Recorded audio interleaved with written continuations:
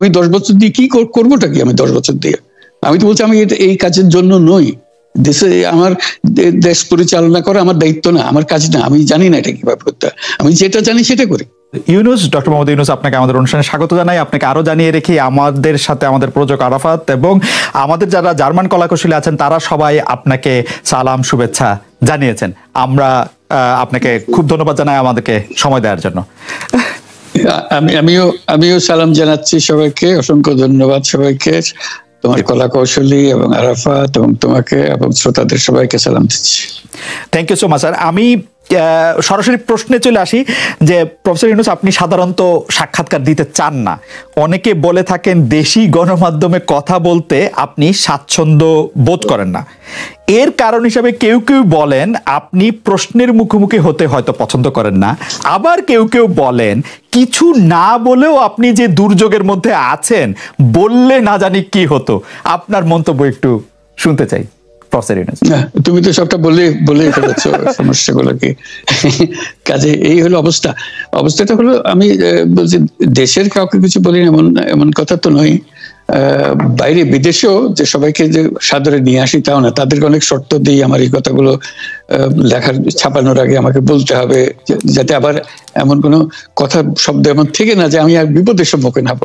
আমি শুধু বিপদ থেকে দূরে থাকার জন্য এটা করছি, কারণ আমি চারদিকে বিপদের মধ্যে আছি। কাজে কথা না বলা এটা একটা নিজেকে রক্ষা করার একটা সুবিধা আর কি। যত কম বলা যায় ততই হয়তো ঝামেলার থেকে বাঁচবো। সম্পূরক প্রশ্ন করতেই হয়, নিজেকে কতটা রক্ষা করতে পারলেন প্রফেসর ইউনূস? পারলাম না তো, এত তো খালি বাড়ছে। এখন তো বড় কঠিন অবস্থার মধ্যে পড়ে গেছি। কিছুদিন আগে হয়তো খবর পেয়েছে, এই মাসের মধ্যেই যে 12 তারিখে যে ঘটনা ঘটলো, যে আমাদের অফিসের মধ্যে ঢুকে গেল লোকজন, ঢুকে বললো যে এটা আমরা এখন দখল করলাম, এখান থেকে আমরা চালাবো। এটা কি ধরনের আবদারিকতা!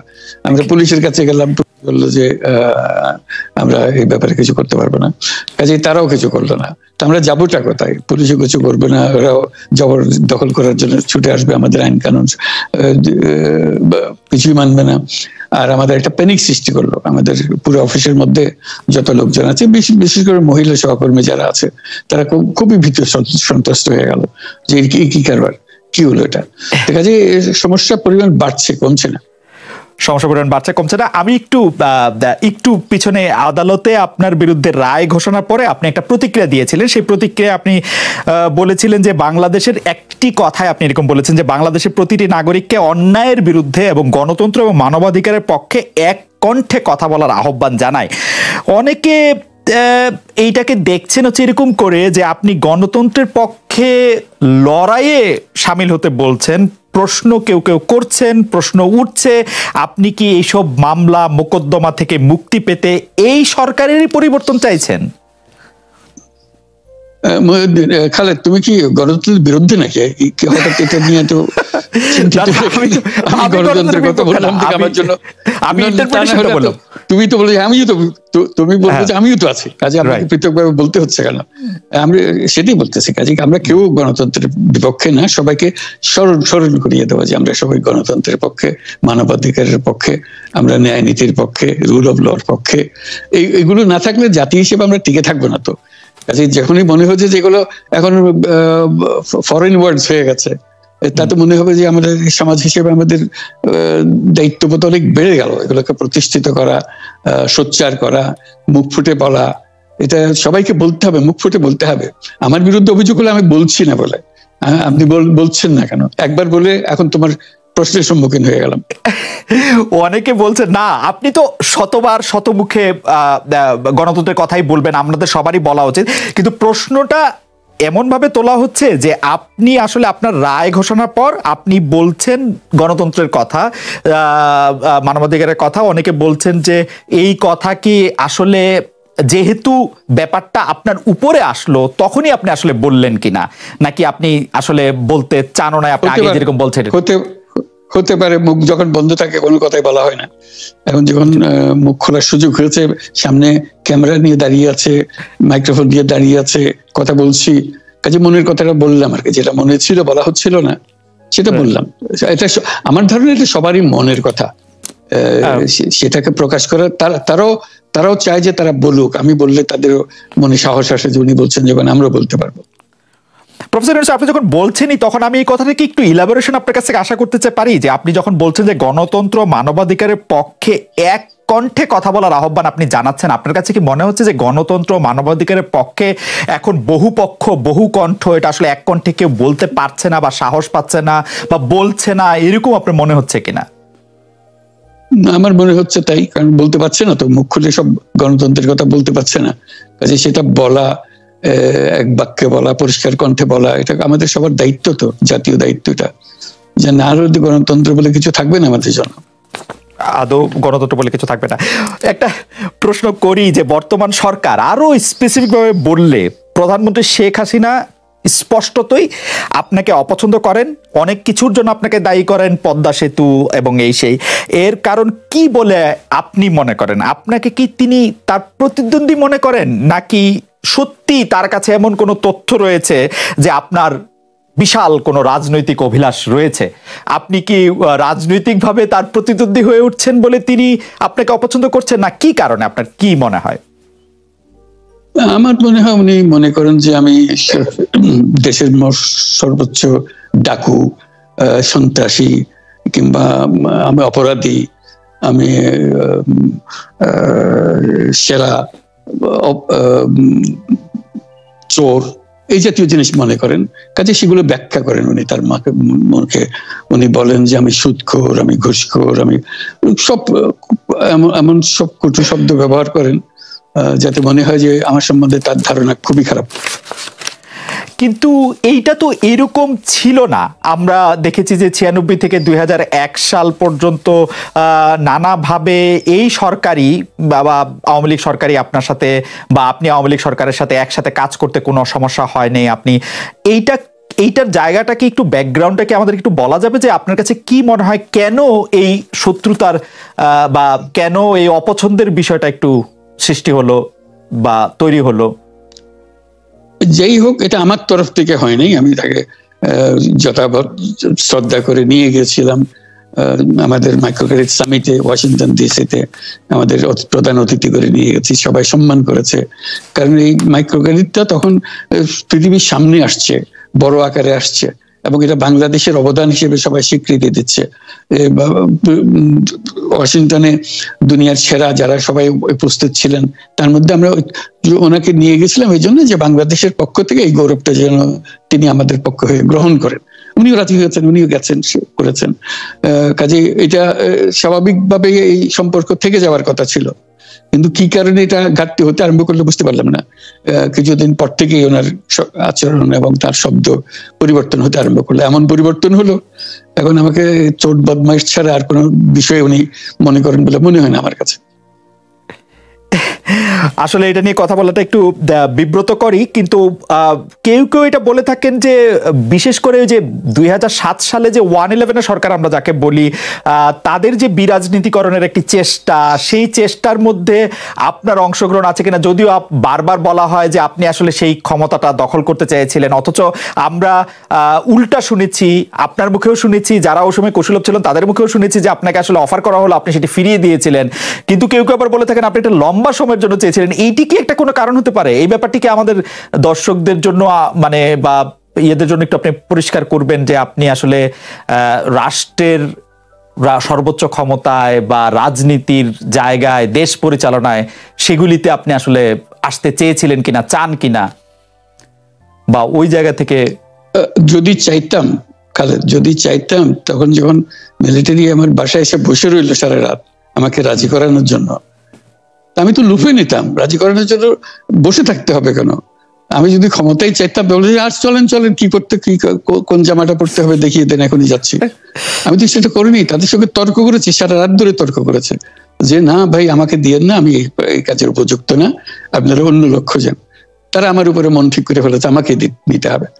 আমি বারে বারে বলতেছি তাদেরকে, তারা নিরাশ হয়ে ফিরে গেল, বললো যে সকালবেলায় আবার আসবো, সকালবেলায় আসলে তখন আপনি আমাদেরকে বলেন যে রাজি আছেন। আমি বললাম যে না, সকালবেলা আসলে একই কথা পাবেন, কারণ আমি তো এটা এমন কিছু না যে মনের মধ্যে সন্দেহ রেখে, দ্বন্দ্ব রেখে আপনাদেরকে বলছি, অত্যন্ত পরিষ্কার ভাবে আপনাদের কাছে বলছি। ঠিক আছে, তা না হলে তো আমি সঙ্গে সঙ্গেই রাজি হয়ে যেতাম। কে ছাড়ে? আপনাকে দেশের পুরো সরকারের প্রধান হবার জন্য আহ্বান জানাচ্ছে, বাংলাদেশে এরকম কয়জন মানুষ আছে বলবো যে না আমি এই দায়িত্ব গ্রহণ করব না?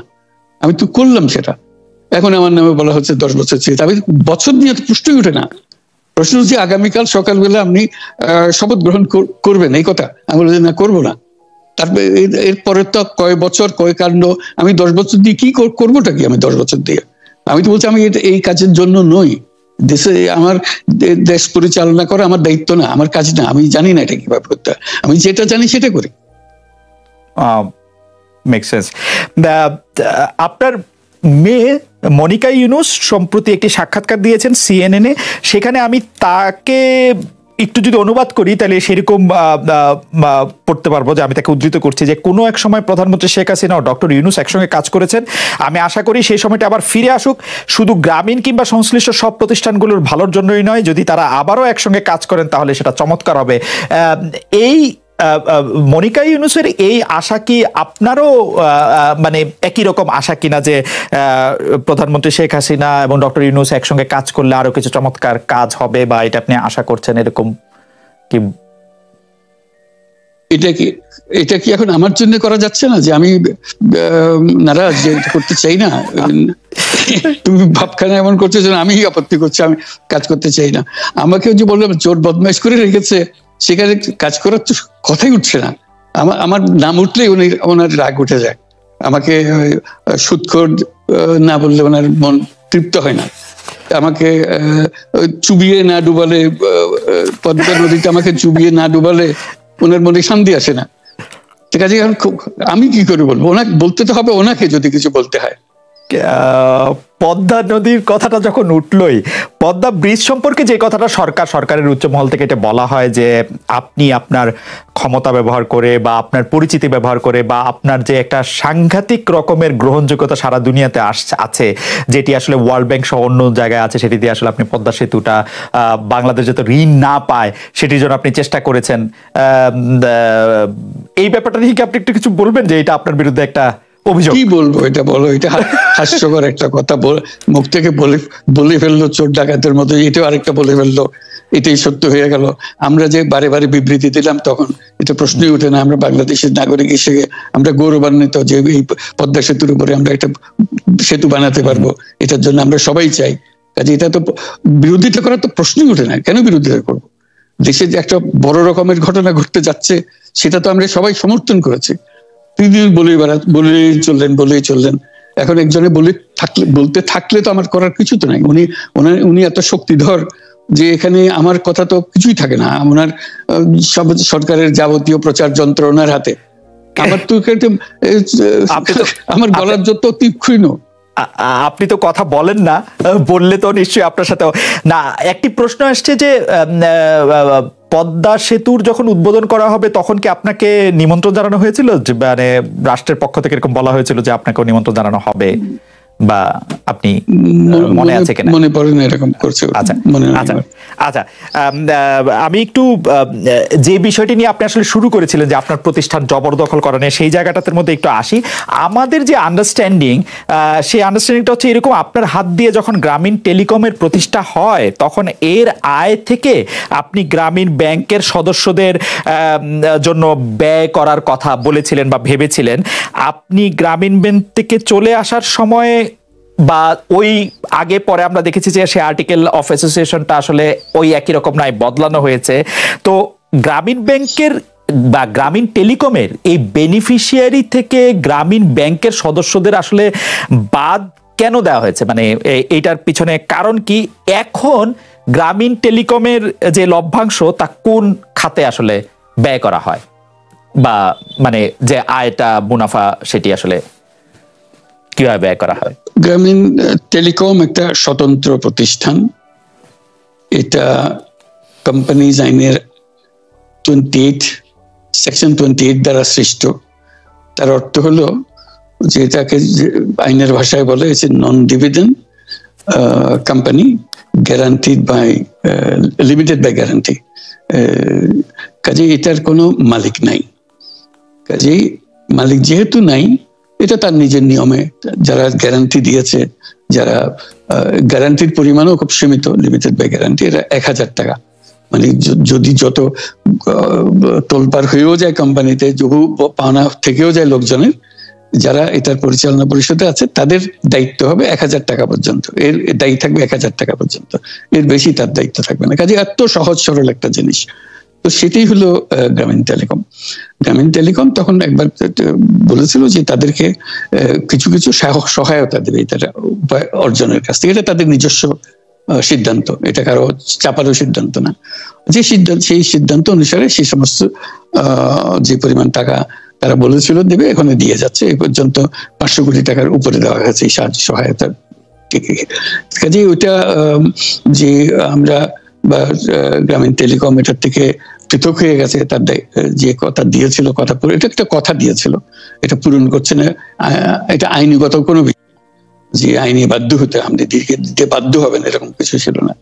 কাজে এই ধরনের বিষয়টা এই টেলিকমের বিষয়ে বলা।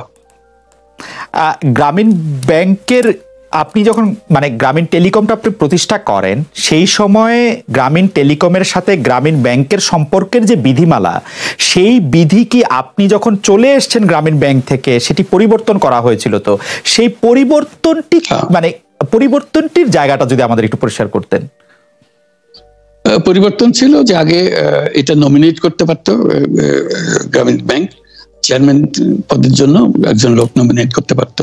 আমরা যেহেতু গ্রামীণ ব্যাংক থেকে আমাদেরকে সরিয়ে দেওয়া হয়েছে, তখন আমরা মনে করলাম যে এটা রাখার আর দরকার নাই। গ্রামীণ টেলিকম থেকে সেই পদটা আমরা পরিষ্কার করে দিয়েছি, যখন এটা আর দরকার নাই। এইটুকুই পরিবর্তন হয়েছে। এটা ন্যায়সঙ্গতভাবে পরিবর্তন করার ধারা অনুযায়ী যা যা করতে হয় সেটা করা হয়েছে। এতে তার ইচ্ছা বা তার কর্তব্য, তার করণীয় যে অবজেক্টিভস আছে, কোথাও পরিবর্তন হয় নাই। এই ক্ষেত্রে আমাদের এই বিষয়ে আর কি এইটাই আমাদের আরেকটা প্রশ্ন, সেটা হচ্ছে যে গ্রামীণ টেলিকম কি গ্রামীণ ফোন থেকে প্রায় 37% লভ্যাংশ পায়, যে এবং যদি পায় 34% লভ্যাংশ পায়, সেই 34% লভ্যাংশের যে টাকাটা, সেই টাকাটা কোথায় বা কি উদ্দেশ্যে ব্যয় করা হয় সেই সামাজিক ব্যবসায়, যেটি আসলে আপনার পেটেন্ট করা সোশ্যাল